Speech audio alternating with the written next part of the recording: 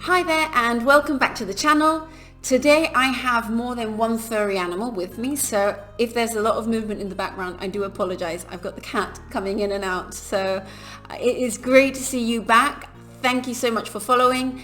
And this week I wanted to talk about the full day. It means that we're going to dive into what your schedule is, and I will also recommend that you send this video if you can to anyone that you think that is going to benefit from this information. Please go ahead and send them this video, share it with them, and let's just start off.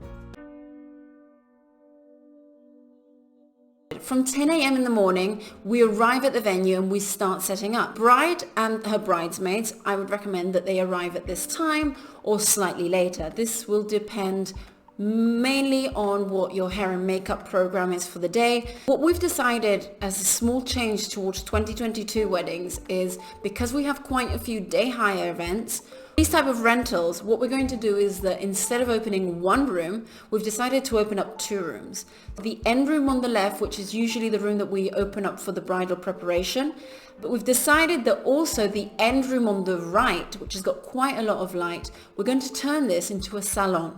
We're going to leave the type of furniture that you would expect to see in a salon, so 2 mirrors, 2 chairs, so you're going to have 2 stations there. I think this is going to be quite useful. You're going to have your fridge there, you're going to have your nibbles, so all of those that are interested in the bridal brunch, that's going to be displayed there. So it kind of keeps you in an area where you're comfortable, you've got everything. So your guests arrive and you usher them round to the ceremony area. At this point, we're going to give everyone a refreshment before the ceremony. With these 30 minutes, the idea is that, you know, if they've traveled for an hour or an hour and a half, depending on waiting times and all of that, that they can refresh themselves, have a glass of water, use the toilets if needed, and then be prepared for the ceremony. At the time that the guests arrive, I'm going to come to the bridal room with this set. This means that you have 30 minutes before I come for you again, where you need to be ready, fully dressed. It's nice that you allocate the job of keeping an eye on the times to someone within your party. That can be your maid of honor or a mother, just someone that is going to be reliable, but also calm. And then I will bring you all towards the front of the house, and I will be there with you. I will be setting the times of when everyone goes. That's where, you know, once all the bridesmaids have started going down the aisle, that's your moment to take a deep breath, and then we give you a bit more of an airspace before you go out. There is a little step when you go down. I retouch your dress, and then the whole aisle is fully for you to go all the way down towards where your ceremony is going to be set up. The ceremony tends to last around 20 minutes, 25 maximum, and this is something that your celebrant will take care of.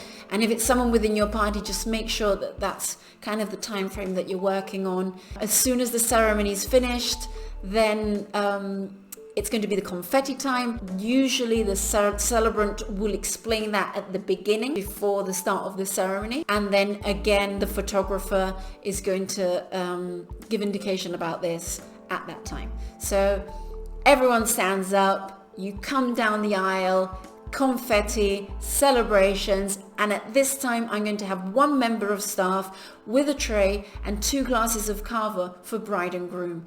And then that's basically when we start off with the cocktail reception.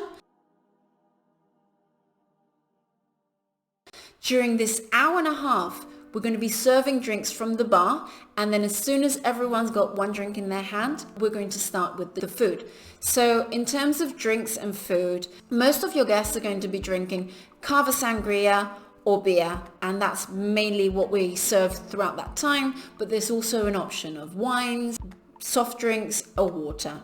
In terms of canapes, we come out slowly, so by 45 minutes, 1 hour from the start, then all the canapes will have been served, and you've got some time there for chatting and going around, taking pictures and really enjoying the venue and the time with your family and friends. If you have a larger group, by larger group I mean 50, 60 guests above, that you consider bringing 30 minutes forward to your cocktail reception.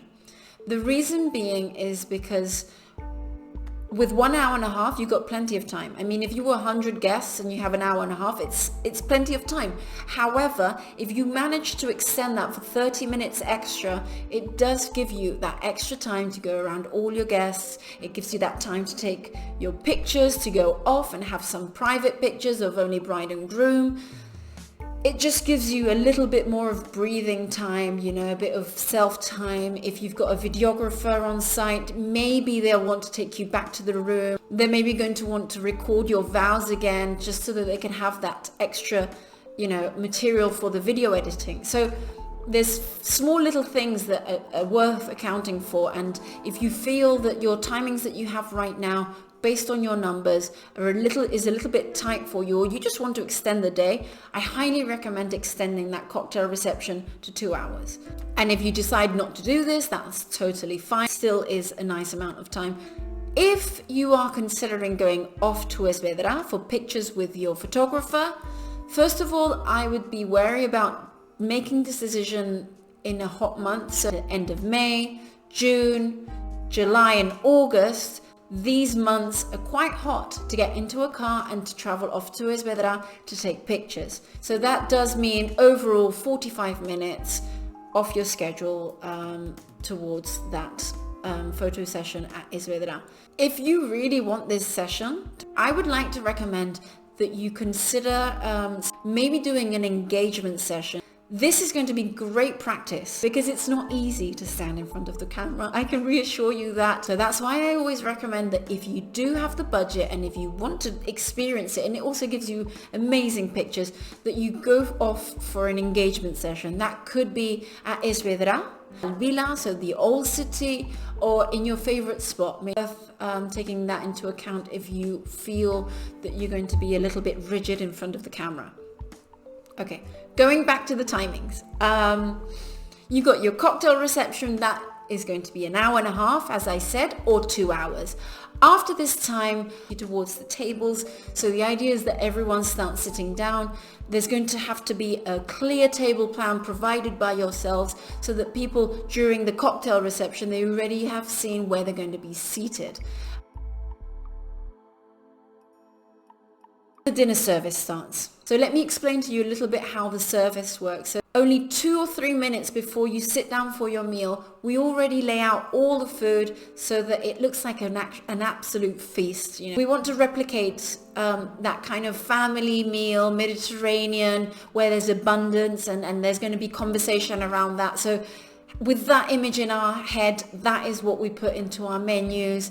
And the idea is that people sit down, and as soon as they sit down, we're going to be offering them a choice of wine, so red, white or rosé. And then what I like of this type of service is that everyone starts at the same time. It means that there's no delays. And there's no excess of alcohol on those last tables, and it just really means that everyone is on the same page. Everyone there is experiencing the same breeze, the same food, the same wine, everything together. And we want to embrace that feeling. And during this time, we top up your wines, we make sure that everything is perfect on the tables, and then we'll serve the mains. Usually at this point, people will ask me if we are able to do speeches between starters and main, and the answer would be no.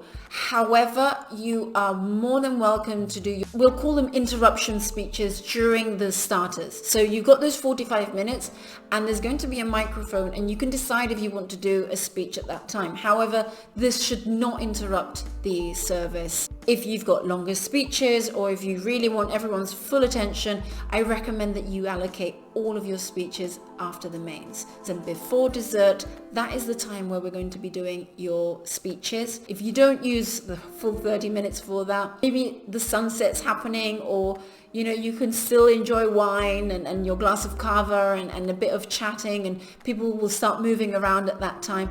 And based on the ambience of the event, we're going to decide if the dessert is served at the table, or if we put that on a table on the side so that people can stretch their legs.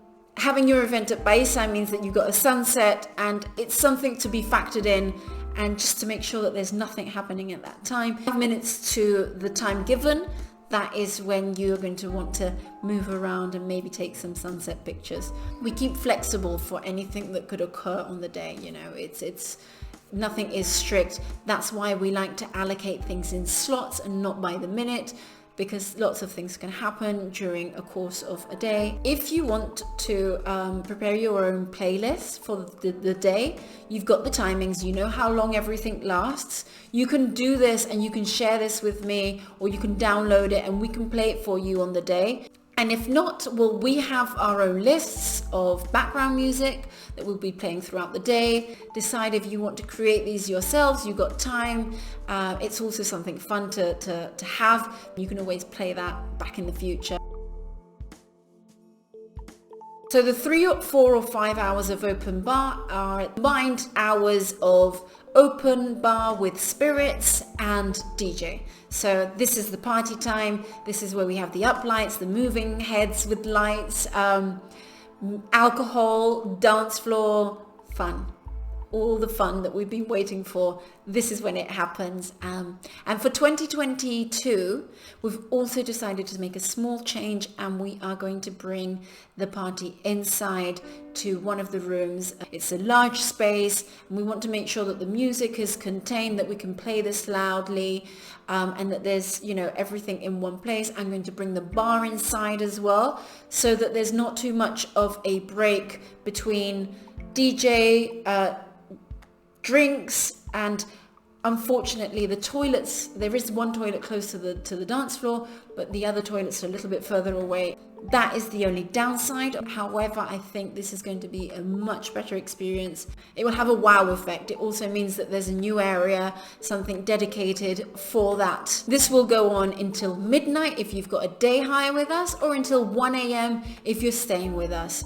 And at this time, then the event obviously finishes. We close the bar, we turn the music off. We need to make sure that we don't disturb neighbors. So it's very important that we respect the sound limitations that are given to us by law.